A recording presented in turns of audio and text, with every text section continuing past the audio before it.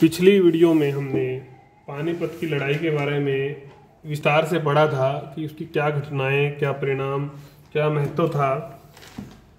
आज की वीडियो में, इस वीडियो में हम जो लेसन 3 की वीडियो नंबर अपनी 3 ही है, उसमें हम अकबर की विजयों के बारे में पढ़ेंगे। इस विषय पर आपका मैथ भी होने वाला है कि अकबर की मृत्यु के समय जो है साम्राज्य की स्थिति कैसी थी, कितना साम्राज्य विस्तार उसका था। साम्राज्य विस्तार के बारे में आप बताएंगे। तो साम्राज्य विस्तार वही है जहां जहां उन्होंने विजय या जो उसका साम्राज्य फैला विजय पाई। तो अकबर मतलब एक ऐसा सम्राट था जो स्वयं भी कहता था, क्या कहता था कि एक सम्राट को विजय के लिए हमेशा तत्पर रहना चाहिए, विजय करने के लिए, अभियान के लिए, युद्ध के लिए हमेशा तैयार रहना चाहिए। क्या पता कब जो है ना पड़ोसी शासक उसके विरुद्ध हथियार उठा लें, ये अकबर ने कहा। आपको पता है 1556 से 60 का जो काल था वो बैरम खां का काल था, और 1560 से 62 जो 2 वर्ष का काल था वो जो इनकी दाई माँ थी महम अनगा, उनका काल था। मतलब पेटीकोट शासन भी इसको बोलते हैं कई जगह। पेटीकोट शासन मतलब महिला का के अधिकार क्षेत्र में जो है ना सारी चीजें आती थी। ज्यादातर जो है उनका ही हस्तक्षेप उस समय शासन में रहा। इसलिए जब 1562 में अकबर वयस्क हो गया, बड़ा हो गया, तो उसने जब सत्ता की बागडोर अपने हाथ में ली, तो उस से के बाद उसने जो अभियान किए वो आपको पता ही है 1601 तक चले। हमने पहले भी पढ़ा था बीएन लुनिया का कथन कि जो उसने असीरगढ़ की जो विजय के बाद जो है अपने साम्राज्य विस्तार को चरम सीमा तक पहुंचा दिया था। ये अकबर की जो हृदय नीति थी, मतलब उसने जो राजपूतों के प्रति नीति अपनाई, धर्म की नीति अपनाई, और जो उसकी महत्वाकांक्षा थी, दुर्दम्य अजेय नीति थी, उसका परिणाम था। उसमें उसने नैतिक, अनैतिक, जितने मतलब गलत सही सब साधन जो हो सकते थे उन सब का प्रयोग किया। इस कारण से जो है ना हम उसको जो है अशोक के समक्ष नहीं मान सकते अगर सही रूप में देखा जाए तो, क्योंकि इसने अनैतिक साधनों का खूब जमकर प्रयोग किया गया। जब उन्होंने विजय हासिल की, अब हम पढ़ेंगे विजयों के बारे में, तो उन साधनों का भी हमें पता चलेगा और उसके कृत्यों का भी पता चलेगा, कैसे उसने कुछ जगह गलत कृत्य कर बेगुनाहों के जो है खून से उसके हाथ जो है रंगे हैं। तो सबसे पहली जो विजय थी वो थी मालवा की विजय 1561 से 62 के बीच में। मालवा की जो विजय, मालवा जो एक प्रदेश था उसका बहुत महत्व था, क्योंकि दक्षिण जाने वाले रास्ते पर पड़ता था और शक्तिशाली भी था, समृद्ध भी था। तो इसकी राजधानी जो थी वो सारंगपुर थी, और यहाँ का जो शासक था वो था बाज बहादुर, जो बाद में अकबर के दरबार में भी रहा। बाज बहादुर योग्य था, लेकिन कुछ समय बाद जो है ये वीर भी था, लेकिन ये नर्तकियों के भोग विलास के जो है चुंगल में फंस गया और सत्ता के प्रति, शासन के प्रति उदासीन हो गया। जब इसको आखिर में जो सूचना मिली कि आदम खां और पीर मोहम्मद के नेतृत्व में जो है सेनाएं भेज दी गई हैं, तो इसने 7 मील की दूरी पर जो है खाइयां खुदवा दी कि ताकि अपना जो है साम्राज्य जो है, राज्य जो है वो सुरक्षित रह सके। लेकिन इसका ज्यादा परिणाम नहीं हुआ। 29 मार्च को जो है युद्ध शुरू हो गया दोनों सेनाओं में। बाज बहादुर जो है बुरहानपुर की ओर जब हारता देखा तो उसने बुरहानपुर की ओर भाग गया। इसके बाद घोर अत्याचारों की एक श्रृंखला शुरू होती है। जनता पर जो है घोर अत्याचार होते हैं, खूब सारा जो धन है वो लूट लिया जाता है आदम खां के द्वारा, और जो अपार धनराशि है वो इसके हाथ लगती है, जिसमें रानी रूपमती भी होती है। लेकिन रूपमती हाथ लगने से पहले ही जो है जहर खाकर आत्महत्या कर लेती हैं। इस सारे घटनाक्रम में जो है आदम खां जो है वो विद्रोही स्वभाव का हो जाता है, उसका जो स्वभाव है वो खराब हो जाता है। इस सब की जब सूचना अकबर को मिलती है तो अकबर स्वयं जो है सारंगपुर के निकट पहुंचता है 13 मई को, और उसकी माँ जो धाई माँ थी अनगा, उसको जो है ना डाउट होता है कि कभी अकबर जो है उसको बहुत बड़ी सजा ना दे दे, तो वो भी आती है। आखिर में उसके अनुरोध पर ही जो है उसको दंड नहीं दिया जाता, बख्श दिया जाता है। और वो भी जो है क्षमा मांग लेता है। क्षमा मांगने पर और सारा धन भेंट करने पर जो है उसको बख्श दिया जाता है और उसी को उस प्रदेश का गवर्नर नियुक्त कर दिया जाता है और अकबर आगरा लौट जाता है। आदम खां को कुछ समय के बाद आगरा वापस बुला लिया जाता है और पीर मोहम्मद को ही वहां का गवर्नर नियुक्त किया जाता है। और फिर ये पीर मोहम्मद जो बाज बहादुर छुपा हुआ था दक्षिण के इलाके में बुरहानपुर की ओर, उसको खदेड़ कर बाहर निकालता है और आखिर में पीर मोहम्मद ने जो है बुरहानपुर भी आक्रमण कर दिया। और उस आक्रमण के परिणाम स्वरूप, उस आक्रमण का एक परिणाम क्या हुआ कि जो स्थानीय जमींदार थे वो बाज बहादुर के साथ मिल जाते हैं और वो भी एक सेना का गठन कर जो है बाज बहादुर का मुकाबला करते हैं और मांडू की ओर उसको भगा देते हैं।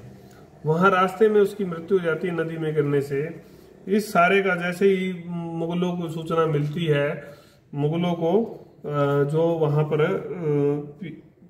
मालवा में जो अधिकार किए हुए मुगल होते हैं वो अधिकारी आगरा छोड़कर भाग जाते हैं।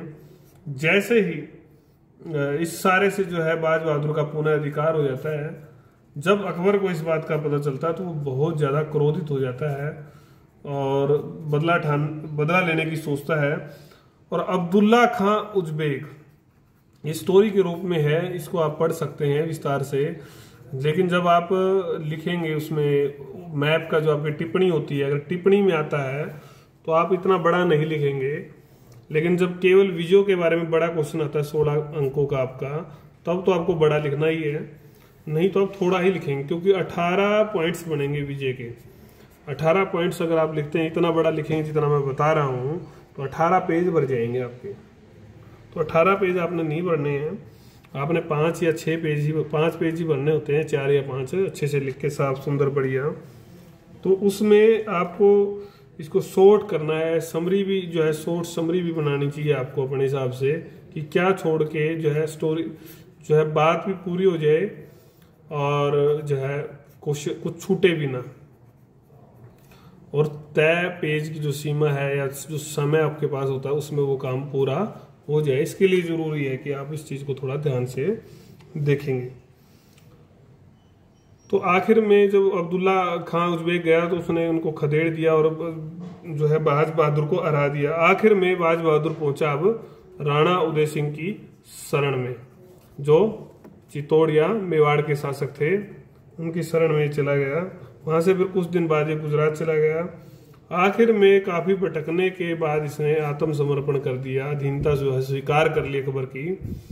और अकबर ने भी जो है उसको 1000 का मनसब दिया और दरबार में संगीतकार और गीतकार के रूप में उसकी नियुक्ति भी कर दी। आखिर में उसका मनसब जो है 2000 का कर दिया गया था। तो कुल मिलाकर इस तरह से जो है पूरी तरह से जो है मालवा का जो क्षेत्र था वो इनके अधीन आ गया था। अब जो दूसरी विजय है अब हम पढ़ेंगे वो है हमारे आमेर के बारे में। आमेर जो प्रांत था, इसको अंबर या अजमेर भी बोलते हैं। जब अकबर ने जो है शेख मोहिनुद्दीन चिश्ती की दरगाह पर पैदल यात्रा की तो वो मार्ग में एक सांगानेर स्थान है, वहां पर रुके। वहां पर जब विश्राम कर रहे थे तो बहारमल या बिहारी मल नाम के जो व्यक्ति थे, जो वहां के शासक थे, वो वहां अकबर की सेवा में पहुंचे और उन्होंने एक पेशकश की कि जो है वो अधीनता स्वीकार करते हैं और अपनी पुत्री जो है उनकी जोधाबाई जो पुत्री थी, इतिहास में लिखा है ऐसा, जोधाबाई के साथ विवाह जो है कर लो। ऐसा कुछ लोग मानते हैं कि भी ये जो प्रस्ताव था इस प्रकार का वो उन्होंने इसलिए दिया क्योंकि मेवात और जोधपुर से जो है जोधपुर के शासकों से भय था बिहारी मल को कि वो आक्रमण करेंगे और इसको जीत लेंगे। तो इसलिए उन्होंने इस प्रकार का प्रस्ताव रखा और आखिर में जो है अकबर ने उसको मान लिया और आगरा से वापस लौट कर उन्होंने फरवरी में जो है जोधाबाई से विवाह कर लिया। इस विवाह की कई खासियतें थी। इसमें दोनों जो समाज थे, हिंदू और मुस्लिम समाज, उनके रीति रिवाजों से संपन्न हुआ था। और इसी विवाह से जो आने वाले जो सम्राट थे जहांगीर, उनका जन्म हुआ था। उनको बचपन का नाम सलीम ही रखा गया था, सलीम चिश्ती, के नाम पर। तो ये जो नीति, इसको सहनशीलता की नीति कहा गया। अकबर ने इसके बाद जो है सहनशीलता की नीति अपनाई, सुलह कुल की नीति अपनाई, और इससे दो बड़े जो है वफादार भी जो है अकबर को मिले। वो थे भगवान दास, और ये भारमल के पुत्र थे, और पौत्र जो थे वो थे मान सिंह। ये लंबे समय वफादार बने रहे, और इनको अकबर ने भी 5000 का मनसब जो है दिया। इसके बाद जो है अनेक राजपूतों ने जो है अधीनता जो है स्वीकार कर ली। इतिहास में इतिहासकार जो A.L. श्रीवास्तव हैं, वो इस बारे में क्या लिखते हैं, बहुत ही महत्वपूर्ण बात लिख रहे हैं। इसको आप कोट कर सकते हैं, और आपको लिखना भी है, तभी आपको ठीक ठाक नंबर मिलेंगे। अकबर का ये व्यवहार इसलिए इम्पोर्टेंट था या महत्वपूर्ण था कि दोनों पक्षों की स्वेच्छा या इच्छा से जो है संपन्न हुआ था ये, और इससे जो आने वाली जो संबंधों का एक सूत्रपात हुआ, एक प्रारंभ हुआ, कि जिसके बाद जो है इतना बड़ा जो है मुगल साम्राज्य मुगलों और राजपूतों के संबंध से बना। संबंध दृढ़ता का जो है सूत्रपात यहाँ से हुआ। ये आमेर के बारे में हमने पढ़ा। अब जो तीसरा पॉइंट है आज जो हम पढ़ने वाले हैं, वो आपका है फिर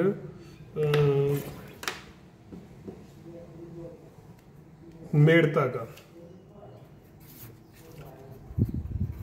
मेड़ता की जो विजय थी वो जो है यहाँ पर मेवाड़ और अजमेर के जो सूबेदार थे सरफुद्दीन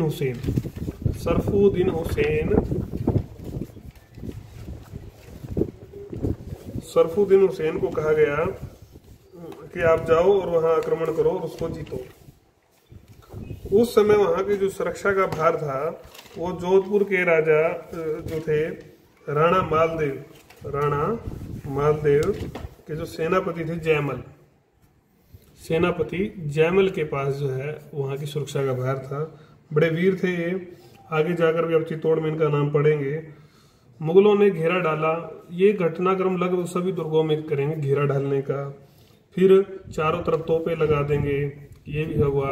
फिर दीवार जो है, किले की जो दीवार है उसके आसपास जो है बारूद की सुरंग बिछाई जाएगी, किले की दीवारों को तोड़ने के लिए, गिराने के लिए।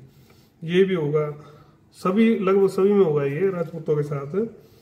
और रसद सामग्री पर रोक भी लगाएंगे ताकि उनका जीवन जो है अंदर, जो किले के अंदर लोग हैं वो तंग हो और वो फिर आत्मसमर्पण करें। तो जो सरफुद्दीन थे उन्होंने तोपों से जो है प्रयास किया, बारूद से प्रयास किया, तो एक बुर्ज को उड़ाने में वो सफल भी हुए, हालांकि उसकी मरम्मत कर ली गई थी। तो आखिर में जब जयमल ने जो है एक आश्वासन पर जो है समर्पण करना, जो है जब उसने देखा कि कोई उपाय नहीं है, रसद सामग्री नहीं आ रही है, तो उसने समर्पण करना स्वीकार किया। लेकिन उसकी शर्त थी कि भी उसके साथियों को कोई हानि न पहुंचाई जाए, शांति से सब निपट जाए। लेकिन इसी समय देवदास नामक एक राजपूत ने एक गड़बड़ लगा लो या उसकी वीरता का आप उसको जो कहिए, समय की परिस्थिति जैसी भी होगी, तो उस अनुरूप उसने निर्णय लिया कि जो महल के अंदर जो गोला बारूद था उसको आग लगा दी, और जो है 500 सैनिकों सहित जो है उसने मुगलों पर आक्रमण कर दिया। भीषण युद्ध हुआ। उस युद्ध में वो सब सैनिक और वो मारा गया। आखिर में इस दुर्ग पर भी अधिकार कर लिया गया। ये मेड़ता के बारे में हमने पढ़ा। उसके बाद जो महत्वपूर्ण जो आपका राज्य आता है वो है गोंडवाना। गोंडवाना जो है वो भी एक महत्वपूर्ण स्टेट थी। जहां पर थोड़ा सा इस पेज पे लिखेंगे, फिर आगे बढ़ेंगे, जगह का प्रयोग कर ही लेते हैं। गोंडवाना 1564, गढ़ करंगा भी इसको बोलते थे, गढ़ करंगा। राजधानी जो थी वो थी चोरागढ़, और बहुत इसकी विशिष्ट भौगोलिक स्थिति थी। इसके बारे में आप पढ़ना अपने आप, कैसे भौगोलिक स्थिति विशिष्ट थी। उसके कारण से ही ये अब तक स्वतंत्र था। नदी का होना आसपास, पहाड़ियों का, गोंड जाति से संबंध था इनके लोगों का, गोंड जाति से, और स्वतंत्र ये रहा। रानी दुर्गावती इस समय यहाँ की जो ऐसे तो शासक था वीर नारायण, लेकिन दुर्गावती जो थी इनकी माँ जो थी वो इनकी संरक्षिका थी, क्योंकि वो वीर नारायण जो थे उस समय छोटे थे, 5 वर्ष के ही थे। बहुत सुंदर कुशल वीर योद्धा वीरांगना थी ये, और इनके पास 20,000 घुड़सवार थे, हाथी थे, पैदल सैनिकों की भी बड़ी संख्या थी। और इन्होंने बाज बहादुर और अफगान जो शासक थे उनको भी पराजित किया था। चीतों का जो है, शेरों का जो है शिकार करती थी, शौक था इनको बड़ा जबरदस्त। इन्होंने न केवल साम्राज्य की स्थापना की और इन्होंने बल्कि शासन प्रबंध में भी ये काफी कुशल महिला थी। ये तो इनके विशेषता थी इस महिला की। ये आप थोड़ा सा एक लाइन में भी बता सकते हो ज्यादा बताने की बजाय। घटनाक्रम क्या था कि अकबर ने कैसे विजय पाई, ये ज्यादा महत्वपूर्ण है। तो गोंडवाना के बारे में हम पढ़ रहे हैं। तो 1564 में कड़ा और मानिकपुर के जो सूबेदार थे, गवर्नर थे, उनको जो है अकबर ने भेजा 10,000 की सेना के साथ। 10,000 की सेना के साथ, घुड़सवारों के साथ जो है भेजा। ये सेनाएं दमोह पहुंची और रानी को जैसी सूचना मिली वो भी निकल पड़ी और उसके जो सैनिक बिखरे हुए थे उनको इकट्ठा किया और इकट्ठा करके वो जो सैनिक थे वो 2,000 हो गए। रानी की सोच थी कि जो है अत्याचार सहना और कायरों की तरह जो है ना डरना, इसकी बजाय जो है ना लड़कर जो है मरना ज्यादा अच्छा है। तो उसने जो है नरही गांव के पास तंग जो दर्रा था उसमें जो है मोर्चा लगाया, तंग दर्रे पर मोर्चा लगा दिया और वहां पर जो है युद्ध होना शुरू हो गया। भीषण युद्ध हुआ। पहले दिन तो रानी ने जो है, पहला जो दिन था वो रानी का था, रानी ने मुगलों को हराया। लेकिन दूसरे दिन वहां पर तोपों को तैनात कर दिया गया और उन तोपों से जो है आग बोलनी जब शुरू की तो रानी के जो, हालांकि रानी वीरता से लड़ रही थी लेकिन सैनिक के काफी हताहत हुए। लेकिन दुर्भाग्य जो है रानी का था और मुगलों का भाग्य था। उसी समय जो है 2 तीर एक साथ जो है एक के बाद एक जो है रानी को लगे। दूसरा तीर जो उसकी गर्दन में घुस गया और वो बेहोश हो गई। जैसे ही उसको पकड़ने के लिए सैनिक आ रहे थे तो उसको पता चल गया और उसने अपने जो है छाती में कटार जो है घोंप कर जो है ना आत्महत्या कर ली। हम उसको आत्महत्या की बजाय वीरता की हत्या कहेंगे। मतलब अपने आप को जो है अपमानित होने से उन्होंने बचा लिया। उसका जो वीर पुत्र था, वीर नारायण, जिसके बारे में पढ़ा था, वो भी 3 बार जो है धकेलने में कामयाब हो गया था। छोटा था और लेकिन ज्यादा सपोर्ट नहीं थी तो आखिर में वो असफल हुआ। मुगलों को शानदार जो है सफलता हासिल हुई, सारे इस मामले में शानदार सफलता हाथ लगी। काफी धन उन्होंने लूटा और 1,000 हाथी भी उन्होंने लूटे। अब ये तो बाहर युद्ध हो रहा था, अब वो जाएंगे राजधानी में। राजधानी में तो अभी पहुंचे नहीं है ना, तो राजधानी में भी वो जो है जाकर चोरागढ़ पर आक्रमण करेंगे और वहां भी जो है वीरों का जो है वीरों का सामना होगा। वहां पर दुर्गावती की जो बहन है कमलावती, वो जो है जौहर में पता किसी तरह से बच जाती है। उसको और कुछ अन्य और स्त्रियों को जो है, पुरगढ़ के राजा की जो पुत्री जीवित रही उसको जो है अकबर के पास भेज दिया जाता है अकबर के हरम के लिए। 200 हाथी ही अकबर के पास भेजे जाते हैं। इस सारे में जो है आखिर में ये तो हार ही जाते हैं और आसफ खां को इस सारे का जो इनाम मिलता है कि उसको वहां का गवर्नर बना दिया जाता है। जौहर तो आपको पता ही होगा, जौहर हुआ था यहाँ भी सतीतों की धर्म की जो रक्षा के लिए, अपनी इज्जत बचाने के लिए जो स्त्रियां आग में कूद जाती थी उसको जो है जौहर बोलते थे। अब जो महत्वपूर्ण जो विजय है चित्तौड़ के बारे में आपने सुना है। चित्तौड़ की जो विजय थी, 5वीं जो विजय थी, आज हम 6 विजयों के बारे में पढ़ेंगे इस वीडियो में। चित्तौड़ की विजय, चित्तौड़ की विजय आपको पता है 1567 से 68 में जो है हुई। इसके बारे में विस्तार क्या है। चित्तौड़ सबसे उत्तरी भारत का जो क्षेत्र था उसमें सबसे शक्तिशाली राज्यों में से एक था, सबसे शक्तिशाली। आपने पढ़ा ही था, उदय सिंह, राणा उदय सिंह यहाँ के शासक थे। पहले भी ये चित्तौड़ ने ही जो है मुगलों को टक्कर पहले भी दी है। तो विजय करने के कारण क्या थे कि अकबर क्यों चाहता था कि इसके ऊपर जो है इसको जरूर जीता जाए, क्योंकि ये हिंदू पद पातशाही स्थापित कर सकता था। महत्वाकांक्षी शासक था, शक्तिशाली था और इसने जो है बाज बहादुर को जो शरण दी थी और उसने जयमल जो बाद में वो लड़ेंगे उनको भी शरण दी थी, सारे से नाराज था।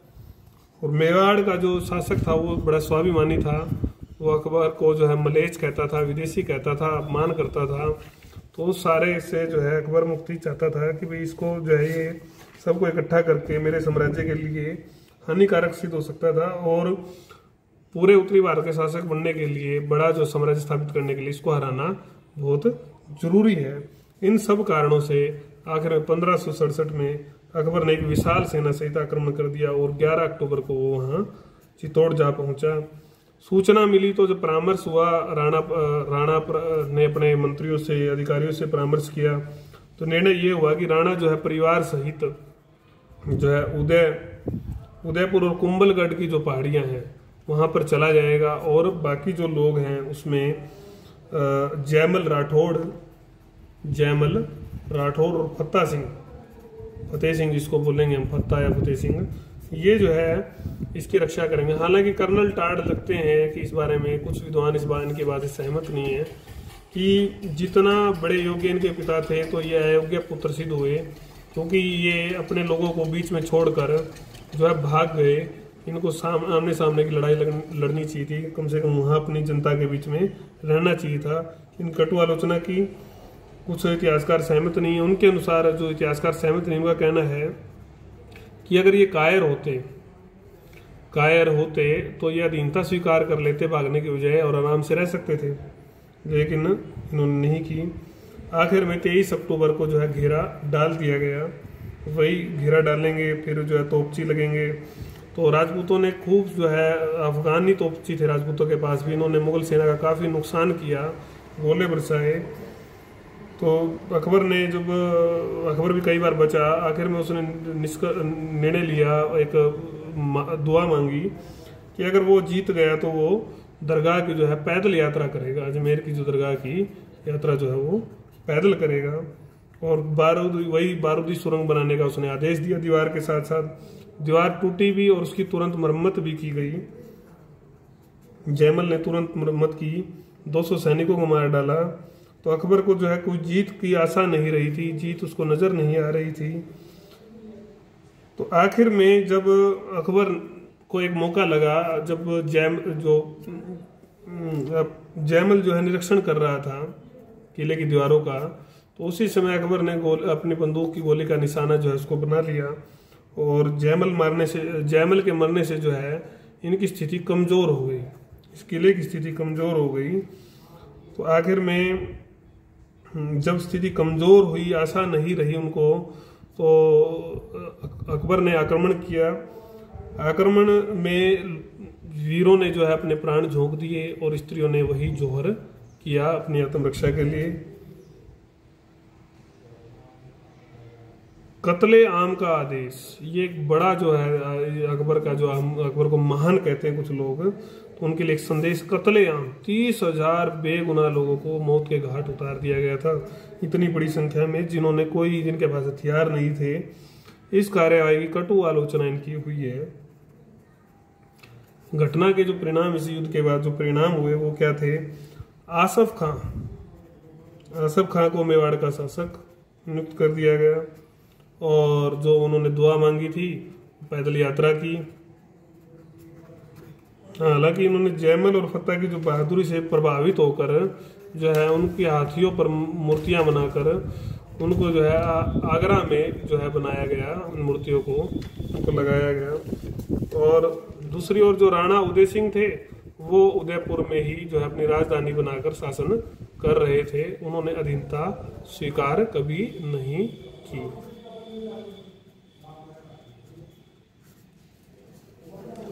अब जो अगली विजय की अगर हम बात करें, वो विजय आपकी है फिर रणथंभौर की विजय। रणथंभौर की विजय, रणथंभौर की विजय, ये विस्तार में पढ़ रहे हैं हम, आप और विस्तार में भी पढ़ सकते हैं इतिहास की जानकारी के लिए। 10 फरवरी को यहाँ पर आक्रमण हुआ। यहाँ के जो शासक थे सुरजन राय हांडा थे, सुरजन राय हांडा, इन्होंने वही घटनाएं घटेगी राजपूत तो हमेशा से ही वीरता से लड़ते थे, वीरता से लड़े। विभिन्न मोर्चों पर किले को जीतने के लिए जो है तोपें लगवाई गई, बारूदी सुरंग बिछाई गई, घेरा चलता रहा 1.5 महीने तक। अंत में जो है इस तोपों की जो गोलाबारी थी, इससे परेशान होकर जब आत्मसमर्पण का उसने प्रस्ताव भेज दिया सुरजन हांडा ने, और स्वीकार कर लिया गया, और 18 मार्च को जो है अधिकार अकबर का हो गया। इसमें क्या हुआ कि 2 पुत्रों को सुरजन हांडा ने, अपने 2 पुत्र थे जो उसके दुद्धा और भोज, उनको अकबर की सेवा में सम्मिलित कर दिया, शाही सेवा में, और स्वयं भी प्रस्ताव दिया कि मुझे भी कर लो।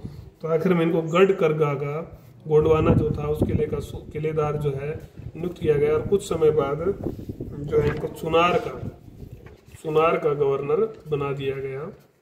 इस तरह से राजपूतों ने उस समय अपनी शान को जो है अधीनता में तब्दील कर लिया धीरे धीरे, और गुलाम विदेश जो है मुगलों के अधीन होता गया।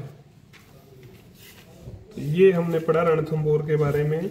इसके बाद जो हम अगली जो विजय है उनके बारे में पढ़ेंगे अगली वीडियो में, कालिंजर की विजय, राजपूत सियासतों की अधीनता इत्यादि।